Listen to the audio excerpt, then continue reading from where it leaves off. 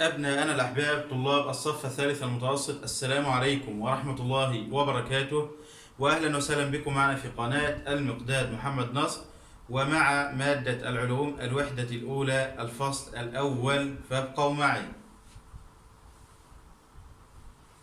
عندنا الوحدة الأولى طبيعة العلم وتغيرات الأرض. ما العلاقة بين البراكين والأسماك؟ صفحة 14 الفصل الأول طبيعة العلم.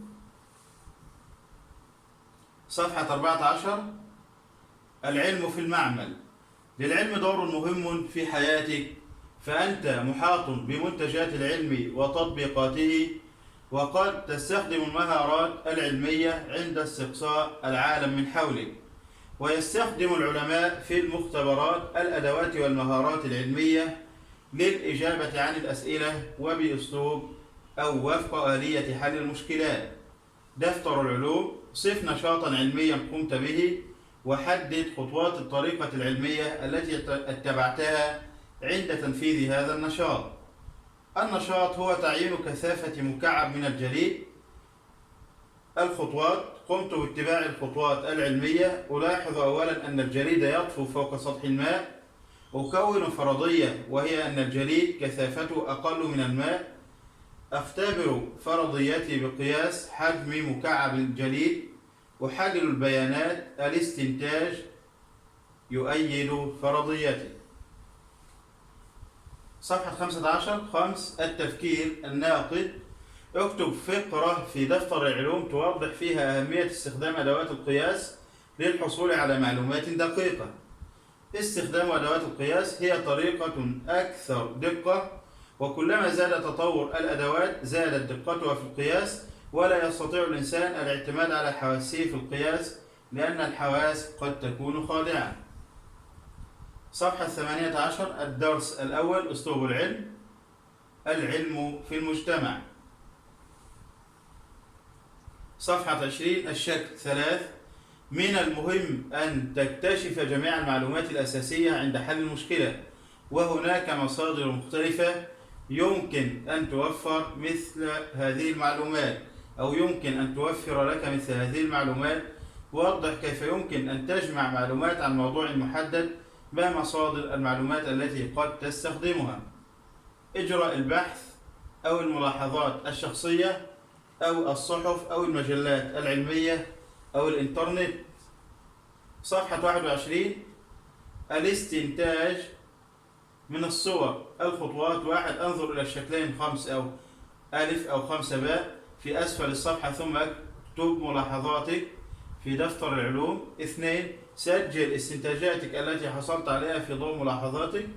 هنا إجابة رقم 1: الصورة الأولى لإناء به زهور وبجانبه بركة ماء صغيرة. أما الصورة الثانية فهي لشخصين يمشيان والسماء تمطر، وأحد الرجلين بجانبه بركة من الماء. 2. سجل استنتاجاتك التي حصلت عليها في ضوء ملاحظاتك. في كلا الصورتين الأرض مبللة ولكن لأسباب مختلفة. 3. اعرض استنتاجاتك على زملائك في الصف، هذه يقوم بها الطالب. التحليل: 1. حلل استنتاجاتك. هل هناك توضيحات أخرى لملاحظاتك؟ 1. الأرض في الصورة الأولى مبللة نتيجة سقوط الماء عندما قام شخص بري النباتات. أما في الصورة الثانية فالأرض مبللة نتيجة سقوط الأمطار. 2. ما أهمية أن تكون حذرا ودقيقا في الاستنتاج؟ الإجابة: 2.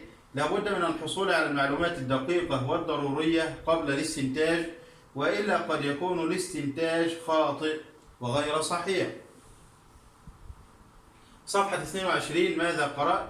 ما المهارات الثلاث الأكثر استخداما في العلوم؟ الملاحظة، القياس، المقارنة.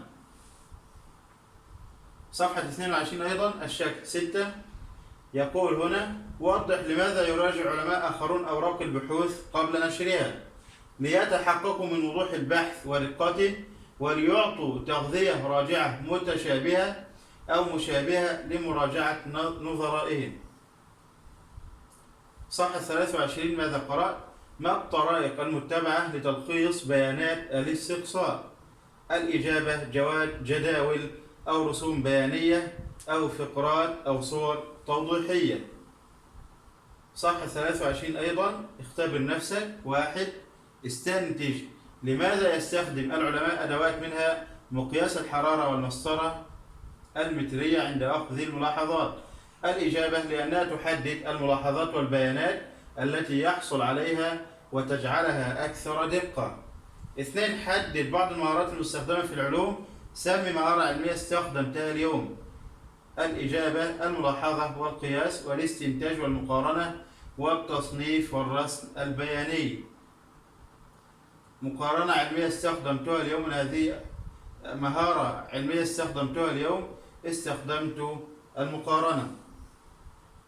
صفحة 23. 3. قوم اذكر مثالا واحدا على التقنية فيما تختلف التقنية عن العلم. من أمثلة التقنية الحاسوب. العلم هو طريقة للتفكير تساعد الناس على حل المشكلات والإجابة عن الأسئلة. أما التقنية هي الأداة التي تستخدم في جمع المعلومات وصناعة المنتجات المختلفة، وهي شكل تطبيقي للعلم ويستخدمها الناس. 4. التفكير الناقد. لماذا يستخدم دفتر العلوم في تسجيل البيانات؟ ما الطرائق الثلاث المختلفة التي تسجل أو تلخص بها البيانات في دفتر العلوم؟ الإجابة يستخدم دفتر العلوم في تسجيل البيانات الاستقصائية وعرض النتائج والتواصل مع الآخرين. الطرائق الثلاث هي الجداول، الرسوم البيانية، اللوحات والتوضيحات الكتابية. صفحة 23 أيضا تطبيق المهارات رقم 5. يقول قارن تستخدم أحيانا حواسك لملاحظة أشياء حولك لتتوصل إلى إجابة عن سؤال ما، وأحيانا أخرى تستخدم أدوات وقياسات. قارن بين هاتين الطريقتين في الإجابة عن الأسئلة العلمية.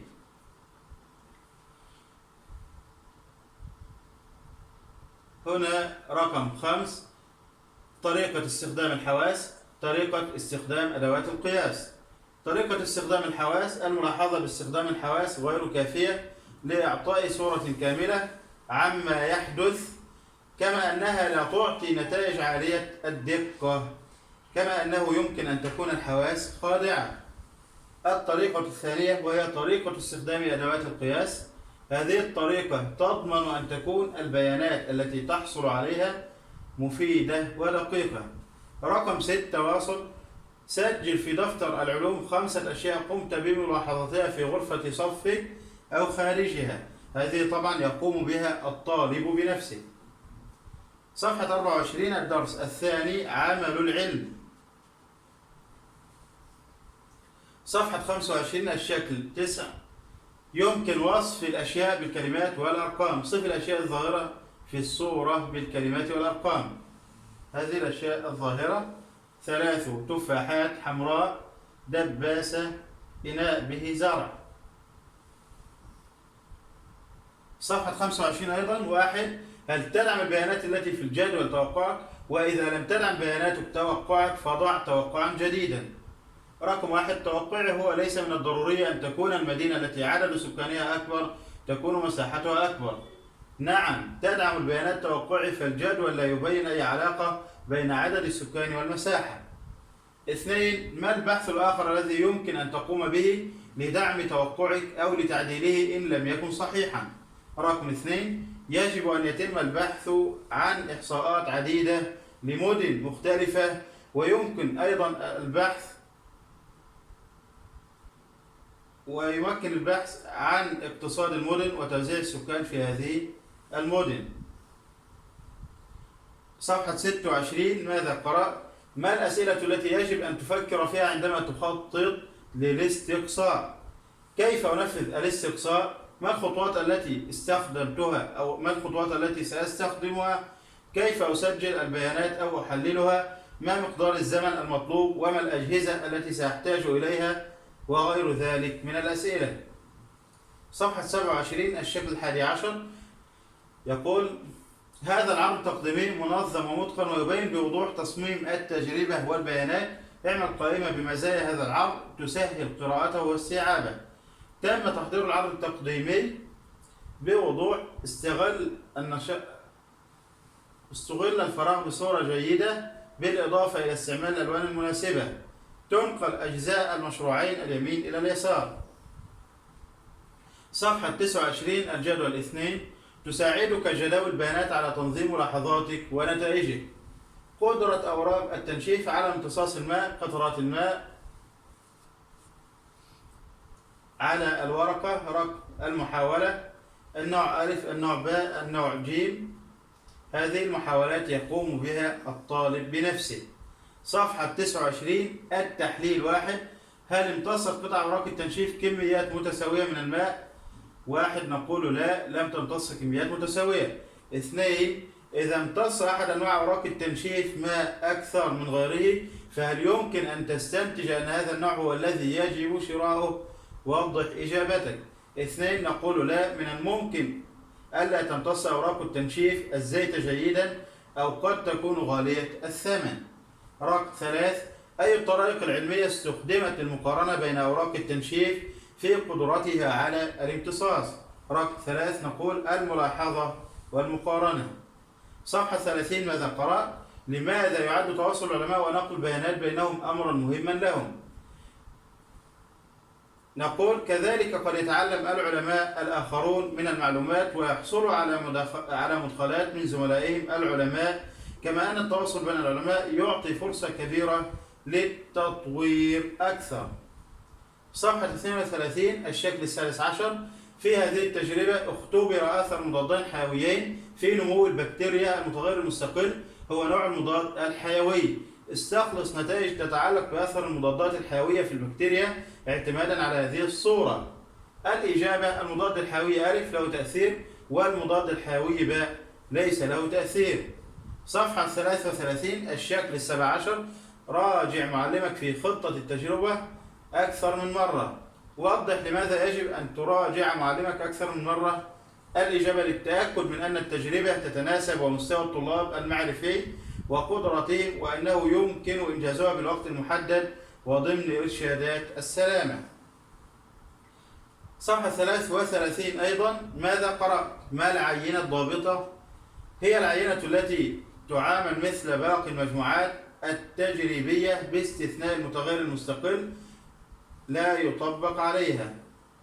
صفحة 35 اختبر نفسك. 1 وضح لماذا يستخدم العلماء النماذج. اذكر 3 أمثلة عليها. 1 تقتصد النماذج في الوقت والمال، يعني تقلل من الوقت والمال باختبار الأفكار التي تكون كبيرة أو صغيرة جدا أو خطيرة، كما توفر الزمن المستهلك للتطبيق. ومن أمثلة النماذج الخرائط، المحاكاة عن طريق الحاسوب، النماذج الثلاثية الأبعاد. 2 عرف المقصود بالفرضية. توقع أي تغيير يمكن اختباره. 3 اذكر الخطوات الثلاث الأساسية التي يستخدمها العلماء عند تصميم استقصاء لحل مشكلة ما. تعرف المشكلة وتحديدها، فرض الفرضية، اختبار الفرضية أو الفرضية. 4 حدد لماذا يعد تحديد المشكلة التي يتعين حلها بدقة أمرا مهما، لأنه بتحديد المشكلة يستطيع العلماء تجميع المعلومات السابقة اللازمة لتكوين فرضيات ممكنة للتأكد بأن كل فرد يعمل على حل المشكلة لديه فهما واضحا عنها. 5 قس طول مكتبتك مستخدما المسطرة المترية وعبر عن ذلك بوحدة الأمتار والسنتيمترات والمليمترات. هذه طبعا يقوم بها الطالب بنفسه. رقم 6 التفكير الناقد. إذا لم تدعم البيانات التي جمعتها وسجلتها في أثناء التجربة فرضيتك فهل يعني ذلك أن تجربتك فاشلة؟ وضح إجابتك. رقم 6 نقول لا. لماذا؟ لأنه قد تبدو المعلومات الجديدة التي اكتسبت إلى فرضية يمكن دعمها. صفحة 35 تطبيق الرياضيات. رقم 7 استخدم النسب ثم تقسيم قرية. طبعا هذه هي الإجابة. هنا المنطقة عدد المصابين بالكوليرا أ 50%، المنطقة ب 5%، المنطقة ج 10%، د 16%، المنطقة ه 35%. صفحة 36 الدرس الثالث العلم والتقنية والمجتمع. العلم في الحياة اليومية. الشكل 19 صفحة 36. غيرت التقنية الحديثة طريقة عمل الناس ووسائل راحتهم. حدد أي من التقنيات الظاهرة بالصورة قد استخدمتها: الكاميرا، التليفون المحمول، جهاز DVD، الحاسوب، المحمول بالجيب. صفحة 37. ماذا قرأت؟ ما الاكتشافات العلمية الحديثة التي استخدمتها؟ أجهزة الحاسوب التقليدية والمحمولة، أجهزة الهاتف النقالة التقليدية والذكية، أجهزة التحكم عن بعد، شبكة الإنترنت، المكيفات، الكاميرا الرقمية. صفحة 39. اختبر نفسك. 1. حدد إسهامات العلم أو التقنية في تحسن صحتك. 1. الأدوية، طرق الجراحة، التطور سريعا مع تطور العلم. 2. استنتج ما الذي يجعل العلماء يغيرون نظرية قديمة عمرها 100 عام. قد يكون حصل العلماء على معلومات جديدة أثبتت أن النظرية القديمة خاطئة، أو قد نظر العلماء إلى النظرية بطريقة مختلفة. 3. اعمل قائمة ب5 طرائق تمكن العلماء من التواصل مع بعضهم لنشر آخر مكتشفاتهم. هنا رقم 3: الإنترنت، المقالات المنشورة في الدوريات العلمية، المحاضرات، الحواسيب، الكتب. 4. صنف تقدما تقنيا يجعل حياتك أكثر متعة. ما الاكتشافات التي ساهمت في تطور هذه التقنية؟ التليفون المحمول، فتطورت وسائل الاتصالات السلكية واللاسلكية، وساهمت كثيرا في تطور التليفون الثابت كبير الحجم حتى وصل الآن إلى ما هو عليه من تطور. رقم 5: التفكير الناقد. وضح لماذا تعد أنظمة الاتصالات الحديثة مهمة للعلماء في أنحاء العالم. لأنها تسمح بتواصل العلماء ونشر أفكارهم واكتشافاتهم بشكل أفضل وأسرع. ما زلنا في 39. رقم 6: تطبيق المهارات. ابحث عن أحد علماء المسلمين مستعينا بمصدرين على الأقل من مصادر المعلومات، ودون 10 حقائق حول هذا العالم، ثم اكتب سيرته الذاتية باختصار مستخدما برنامج معالج النصوص. طبعا نحن بحثنا فكتبنا السيرة الذاتية للعالم المسلم الحسن ابن الهيثم. هو العالم العربي محمد بن الحسن ابن الهيثم أبو علي البصري، عالم بصريات وهندسة، له العديد من المؤلفات والمكتشفات العلمية التي أكدها العلم الحديث. ولد ابن الهيثم في مدينة البصرة في العراق سنة 354 هجرية 965 ميلادية، في عصر كان يشهد ازدهارا في مختلف العلوم من رياضيات وفلك وطب وغيرها. هناك انكب على دراسة الهندسة والبصريات. صفحة 41: الاستنتاج والتطبيق. 1. قارن بين نتائجك ونتائج زملائك. متى تكون شبكة الإنترنت أكثر بطئا في منطقتك؟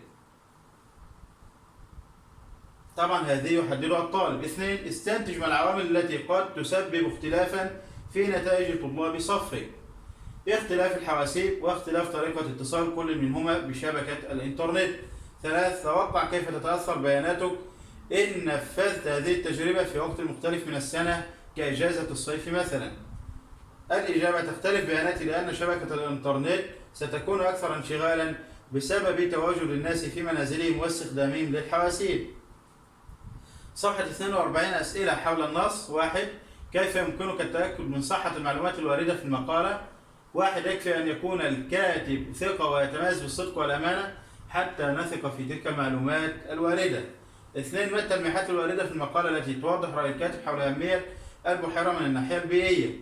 للبحيرة أهمية بيئية حيث تعد أحد أماكن تجمع الطيور المهاجرة الآتية من شمال الكرة الأرضية مهاجرة إلى جنوبها وبالعكس، كما تحتوي البحيرة على أنواع متعددة من الأسماك. 3. العلوم والكتابة. اكتب صفحة تحتوي على قصة واقعية حول أحد الأماكن الخارجية المفضلة إليك. طبعا هذه يكتبها الطالب بنفسه، فهي تختلف من طالب لآخر. صفحة 43: عندنا تصور الأفكار الرئيسية أو تصور الأفكار الرئيسة. أعد رسم الخريطة المفاهيمية الآتية حول خطوات حل مشكلة ما في دفتر العلوم ثم أكملها. هنا بحث وصفي هنا جمع المعلومات حول المشكلة، جمع البيانات بحث تجريبي. صفحة 44 استخدام المفردات. أربط المفردة على بالتعريف الصحيح لها فيما يأتي. العامل الذي يتم قياسه في التجربة المتغير التابع. الحالة التي يمكن اختبارها الفرضية. استخدام المعرفة في عمل منتجات التقنية. العينة التي يتم معاملتها مثل المجموعات التجريبية الأخرى ما عدا متغيرا لا يطبق عليها العينة الضابطة. خطوات تتبع حل المشكلة بالطريقة العلمية. المتغير الذي يبقى كما هو أثناء التجربة عدة مرات الثابت. العامل الذي يتغير أثناء التجربة المتغير المستقل. صفحة 44 أيضا تثبيت المفاهيم. اختر رمز الإجابة الصحيحة لكل مما يأتي. 8. أي الإجراءات التالية ينبغي اتباعها للتحكم في صحة نتائج التجربة؟ إجراء عدة محاولات. 9. ما الذي تستند إليه في توقع ما يحدث في تجربة ما؟ المعرفة السابقة. 10. أي مما يأتي يقلق العلماء أكثر عندما يستخدمون الإنترنت؟ دقة المعلومات وصحتها. 11. استخدام كميات مختلفة من المضادات الحيوية في تجربة على البكتيريا مثال على العامل المتغير. 12. في العمليات التي تستخدم الحواسيب في العلم. تستخدم في تحليل البيانات، عمل النماذج، التواصل مع العلماء الآخرين، جميع ما ذكر. 13. استخدام الحاسوب في عمل صورة ثلاثية الأبعاد لبناء معين يعد مثالا على عمل النموذج. 14. أي المهارات التي يستخدم العلماء عندما يضعون توقعا يمكن اختباره؟ الافتراض. صفحة 44 أيضا. 15. أي مما يأتي يمثل الخطوة الأولى للبحث عن حل مشكلة ما؟ تحديد المشكلة. 16. أي مما يأتي يصف العامل الذي لا يتغير في التجربة؟ الثابت. 17. أجرت هنا تجربة لتعرف ما إذا كانت السمكة يزداد طولها بشكل أسرع في الماء البارد فكانت تقيس طولها مرة واحدة كل أسبوع وتسجل بياناتها. كيف يمكنك أن تحسن من تجربتك؟ عن طريق إعداد حوض به ماء دافئ كعينة ضابطة. صفحة 45 التفكير الناقض. 18. استنتج من أهمية تسجيل البيانات عند جمعها. الإجابة كي يتم تحليل هذه النتائج فيما بعد وحتى لا ننسى ونحصل على بيانات غير كاملة وغير صحيحة. 19. قارن بين تحليل البيانات واستخلاص النتائج. تحليل البيانات هو مراجعة البيانات وتنظيمها بطريقة منظمة لتستطيع فهمها. استخلاص النتائج هو استخدام المعلومات تحليل البيانات كأساس لاستنتاج حول مسألة دعم الفرضية وتأييدها. 20. وضح فوائد تجنب التحيز في التجارب. تكون نتائج التجارب أكثر دقة وصحة وأقرب إلى الواقعية. 21. حدد لماذا يجمع العلماء المعلومات المعروفة مسبقا عندما يرغبون في حل مشكلة ما. الإجابة لأن ذلك يساعدهم على تحديد نقطة البداية لاستقصاءاتهم. صفحة 22 تعرف السبب والنتيجة إذا تغيرت 3 عوامل في وقت واحد في تجربة ما فماذا يحدث لدقة وصحة النتائج المستخلصة؟ استعين بالصورة الآتية للإجابة عن السؤالين. السؤال الثالث والعشرين. طيب عندنا 22 سيكون هناك شك في صحة النتائج لأنه يمكن تحديد النتيجة بدقة في حالة متغير واحد، أما في حالة 3 متغيرات سيكون الشك بين أي من هذه المتغيرات هو المؤثر في النتيجة. طبعا نستخدم هذه الصورة للإجابة عن السؤال الثالث والعشرين. هنا العينة الضابطة ألف باء. 23 فسر إذا أضفت مضادات حيوية مختلفين إلى عينتين من البكتيريا في طبقين مختلفين ولم تضف مضادات حيوية إلى العينة الضابطة فنمت عينة البكتيريا في الظروف نفسها ما عدا الطبق باء فكيف يمكن أن تفسر نتائجك؟ الإجابة أحد هذه المضادات الحيوية له تأثير قوي في قتل البكتيريا أما المضاد الحيوي الآخر فليس له تأثير في قتلها. أيضا صفحة 45 أنشطة تقويم الأداء. 24 ملصق. صمم ملصقا يوضح خطوات الطريقة العلمية واستخدم صورا مبتكرة لتوضح خطوات حل المشكلة. الإجابة خطوات الطريقة العلمية تحديد المشكلة، تكوين الفرضية، اختبار الفرضية، تحليل البيانات، استخلاص النتائج، تعميم النتائج. ما زلنا في صفحة 45 تطبيق الرياضيات. استعن بالرسم أدناه للإجابة عن السؤال الخامس والعشرين. طبعا يستعين الطالب بهذا الرسم للإجابة عن السؤال. إنبات البذرة. بعدما يقرأ الدرس ما بذور المجموعة بعدما يقرأ السؤال ما بذور في المجموعة الضابطة في اليوم الخامس بناء على الرسم البيانية على تكون 20 بذرة. 26. النظام العالمي لوحدات القياس. جمعت عينة من ماء بركة لتفحصها في المختبر، ووضعت العينة في وعاء سعته لتر واحد، فكانت بمقدار نصف الوعاء فقط. ما مقدار عينة الماء التي جمعتها بالمليمتر؟ ارجع إلى الجدول واحد في هذا الفصل للمساعدة. طبعا الإجابة تكون 500 ملم. استعن بهذا الجدول للإجابة عن السؤال 27. ضحايا المرض، عمر الفئة بالسنوات، عدد الأمراض. 27. بيانات المرض. مثل بيانيا البيانات الواردة في الجدول. أي الفئات العمرية تصاب بالمرض غالبا، وأي فئة عمرية لا تصاب بهذا المرض؟ الفئة التي تصاب بهذا المرض غالبا الأطفال من الولادة حتى سن 5 سنوات. الفئة الأكثر أو الفئة العمرية الأكثر من 20 عاما لا تصاب بهذا المرض.